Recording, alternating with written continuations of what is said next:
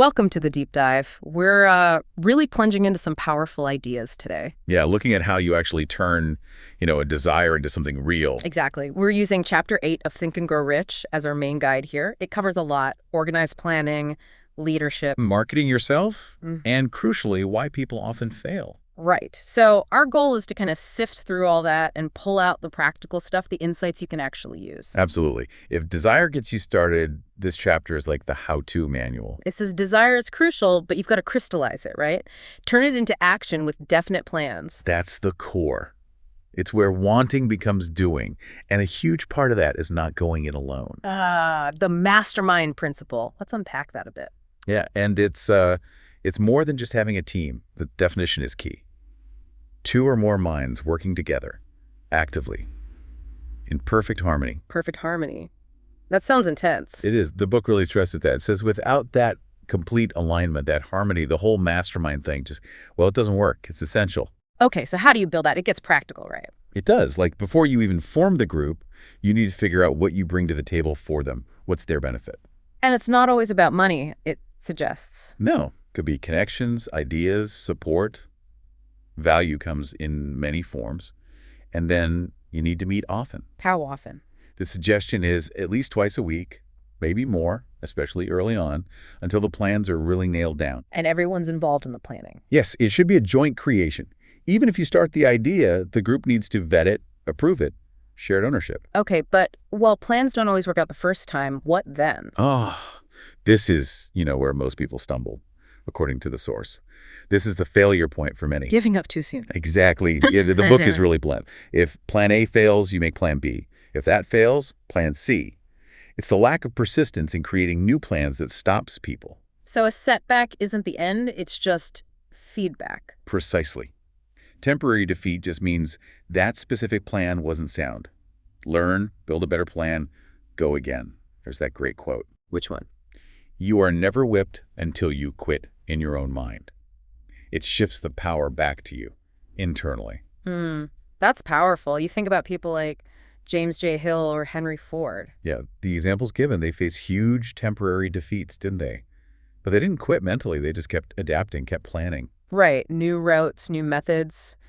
That resilience seems just as important as the initial plan. It's adaptability plus that inner resolve. Okay, so we've got the plan. Now, what about the people? The book talks about leaders and followers. Yes, basically two broad categories. And it's pretty direct about the difference in compensation. It says being a follower isn't bad, but you shouldn't aim to stay one forever. Kind of. It frames it more like it's no disgrace, but there's no credit in remaining one. And actually, being an intelligent follower is often the training ground for leadership. So learn by following first. Generally, yeah. You can't lead effectively if you haven't learned how to follow intelligently. Interesting. And then it gets into the qualities of a leader, 11 of them. 11 major factors, yeah. Some are what you'd expect, like courage, self-control. But were there any that sort of jumped out as less obvious or maybe framed in a unique way? Good question. One is the habit of doing more than paid for.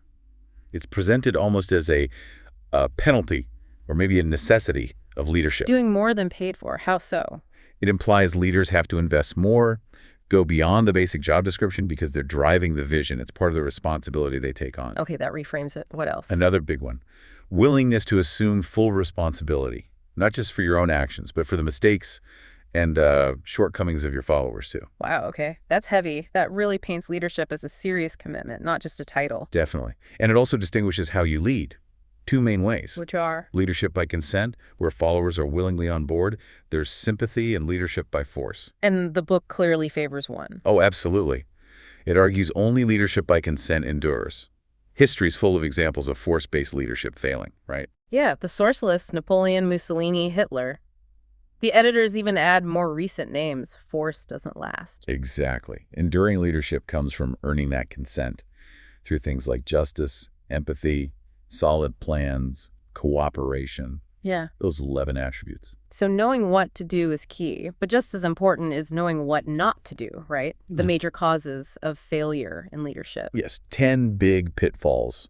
Really useful to know whether you're leading or, just working with leaders. What are some highlights there? Well, one is the inability to organize details. Good leaders either master the details or delegate them effectively. They don't let things slide into chaos. Okay, makes sense. What else? There's expecting pay just for what you know instead of what you do with that knowledge. The application matters most. Right. You get paid for results, for what you actually accomplish or help others accomplish, not just for having the degree or the information. And what about that one? Fear of competition from followers. That seems counterintuitive. It does, but think about it. If a leader is scared of their team members getting too good, they might hold them back. The book says that ultimately undermines the leader themselves because they fail to build capacity and train successors. Yeah. A secure leader wants their team to grow strong. Mm. It also mentioned things like lack of imagination, selfishness, disloyalty. Disloyalty is called fatal, just completely toxic. Brings contempt, undermines everything. It says any one of these 10 faults can be enough to cause failure. It's a tough standard. It is. And I like those little additions from the editors, like Yeah. distinguishing managers doing things right from leaders doing the right thing. Adds a modern layer. Yeah, you manage things, you lead people. That's a good one. Okay, shifting gears, planning, leading. But how do you actually market yourself, your skills, your services? The book has a whole section on this, treating you, the service provider, essentially as a merchant. Selling your skills like a product. Kinda, yeah. Your time, your expertise. And it points out that historically, many big fortunes started this way, selling personal services or ideas. It goes through the usual ways to find work agencies, ads, contacts. Right, the standard channels. But the real gold is in how you present yourself. It talks about preparing your application or resume, like a lawyer prepares a brief. Thorough, persuasive, professional. Exactly, and authentic. The editors warn against sounding like a resume mill or being overly gimmicky. Find that balance. Professional, but unique. And tailoring it is key, right? Applying for a specific job. Hugely important. Yeah. Show you've done your homework and know why you're right for that particular role. Don't just send a generic application. That makes sense. And it offers a specific process, doesn't it, for landing the exact job you want? Yes, a 7-step approach.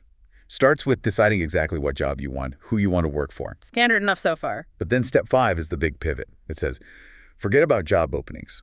Concentrate on what you can give. What value, what service, what ideas can you offer that specific employer? Whoa, okay. That's a completely different mindset. You're not looking for a box to fit in. You're looking to create value. Precisely. Identify a need or an opportunity they have and position yourself as the solution. Then you package that value proposition and present it directly to someone with hiring authority. And the idea is this proactive, value-first approach can get you further faster. Yeah, potentially saving years compared to just climbing the standard ladder looking for openings. This focus on value connects to what the book calls the new way of marketing services, right? Bringing the customer into the equation. It does. It talks about a sort of partnership between the employer, the employee, and the public they serve. How does that work? Well, it argues that sometimes, historically, employers and employees might focus on their own negotiation, potentially at the expense of the customer, maybe through poor service or high prices. It gives examples like coal strikes paving the way for oil or rude service reps losing business. Exactly.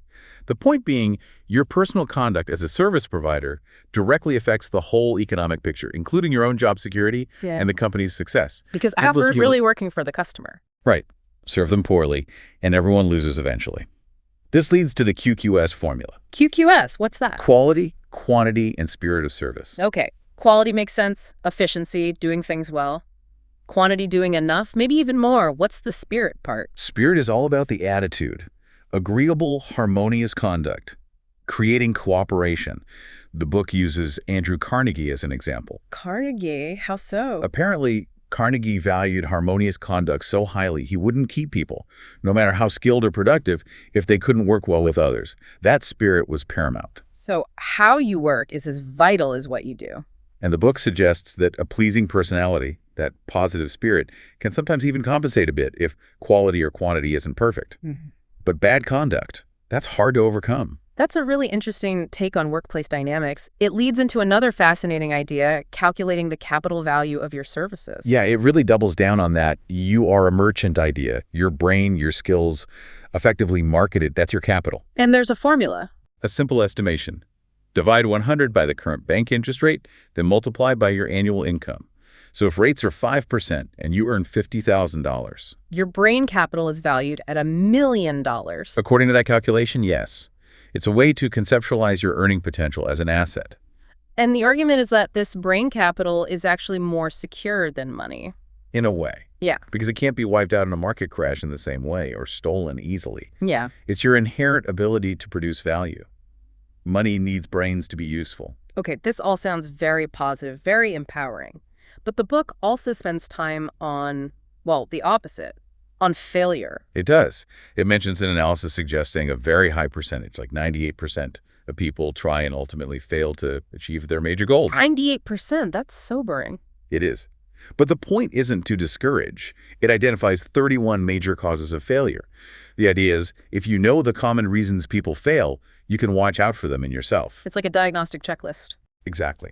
And some are really fundamental, like the very first one, lack of a well-defined purpose in life. It calls this a major reason for that 98% figure. That ties right back to needing that definite desire, that clear goal we started with. It does. Other big ones include procrastination, just putting things off, lack of persistence, giving up too easily when you hit that temporary defeat. We talked about that persistence earlier. It's critical. Absolutely. And then there are the 6 basic fears the book identifies: poverty, criticism, ill health, loss of love, old age, death. These fears are seen as underlying many other failures. It's quite a list. Things like negative personality, not cooperating, being too cautious, guessing instead of thinking. Yeah, 31 in total. It shows that failure isn't usually down to one single thing, but often a combination of habits, fears, and, well, poor choices. So what's the solution presented? Self-analysis. Yeah. Accurate, honest self-analysis. The old adage, know thyself. You need to know your weaknesses to fix them and your strengths to build on them. Right. And the book emphasizes accurate analysis. It even suggests getting help from someone who knows you well and won't just tell you what you want to hear. Brutal honesty required. Seems like it. And doing it regularly, like an annual inventory. The book provides a detailed questionnaire to help with this, checking your goals, your service quality, your habits, fears, decisions. The goal being continuous improvement, seeing fewer faults, more strengths each year. Exactly. It's presented as essential homework if you're serious about achieving your goals. Okay, so we've covered planning, leading, marketing yourself, understanding failure. The final part of this chapter kind of zooms out, doesn't it? Talking opportunity, particularly in America. It does. It lists various freedoms: thought, education, work choice, property, and contrasts this environment with other places. It also highlights the material abundance, the conveniences available. And it attributes all this to capital. Yes, but it defines capital quite specifically. Not just money, but organized, intelligent groups, scientists, educators, industry leaders who plan and manage resources effectively for public benefit and profit. It calls them the brains of civilization. That's the phrase used, yeah. It argues these organized efforts are what create the systems, transport, manufacturing, infrastructure that underpin the opportunities and standard of living. There's that example of trying to get breakfast without organized capital. Right, showing how reliant we are on these complex systems. The book acknowledges that capitalists are sometimes criticized, but says its aim is to offer an impartial view focused on wealth accumulation principles and to counter purely negative portrayals. And on the main takeaway regarding opportunity. It circles back to service. Within this system, the reliable path to legal wealth is rendering useful service. Provide value, participate in the system, and you can achieve success. It stresses that the system doesn't promise something for nothing. So quite a journey through this chapter, from needing that definite plan and mastermind group, Through understanding leadership, both the good and the bad. to marketing yourself effectively with that QQS formula. Recognizing your brain power as capital. Facing the reasons for failure through self-analysis. And finally, understanding the broader economic context of opportunity through service. Yeah, it's a dense chapter, but the message is consistent. Success isn't passive. It requires deliberate, persistent action, self-awareness, and providing real value. So thinking about all this, your mind is your capital, its value shown by your service. And honest self-analysis helps you clear the roadblocks from that list of 31 failure points. Here's something to chew on. Which specific area, maybe one of those failure causes or something from the self-analysis questions, are you going to focus on improving this week to boost the value you bring and get closer to your definite purpose?